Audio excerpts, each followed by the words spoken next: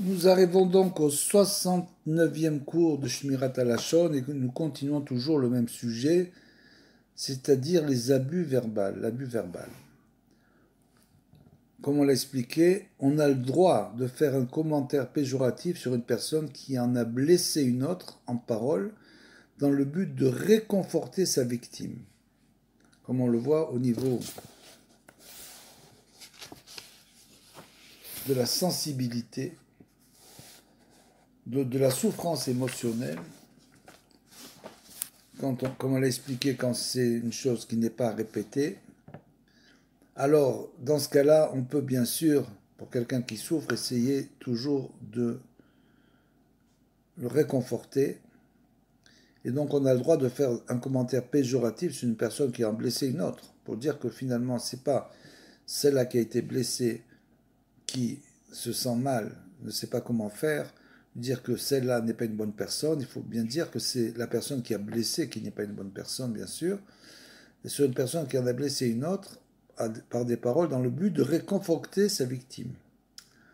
La peine et l'humiliation causées par des paroles blessantes peuvent être atténuées en disant à la victime que le coupable manque d'intelligence ou de savoir-vivre et que les gens ne le prennent pas au sérieux.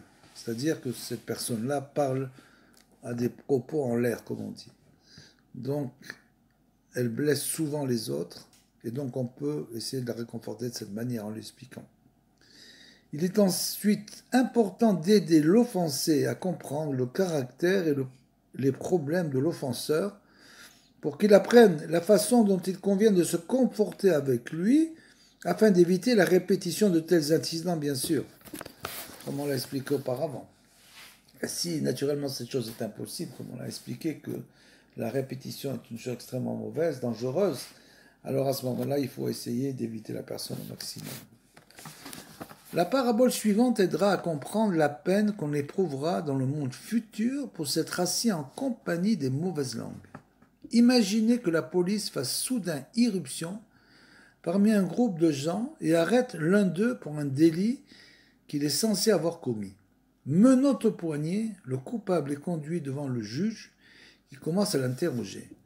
Comme il s'obstine à protester de son innocence, la police ordonne d'arrêter tous les hommes qui se sont trouvés en sa compagnie pour les interroger eux aussi, dans l'espoir qu'ils fourniront un renseignement susceptible d'établir la culpabilité de l'accusé. Ces hommes, tout en sachant qu'ils ne sont eux-mêmes accusés d'aucun crime, regrettent cruellement d'avoir fréquenté l'accusé. S'ils avaient gardé leur distance, cette humiliation leur aurait été évitée. Dès qu'ils se retrouvent libres et qu'aucun délit n'a été retenu, je répète, s'ils avaient gardé leur distance, cette humiliation leur aurait été évitée.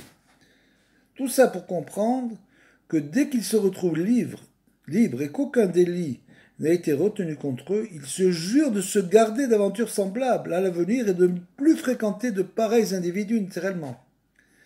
Et donc, de la même manière, il faut fuir à tout prix les colporteurs de camarage.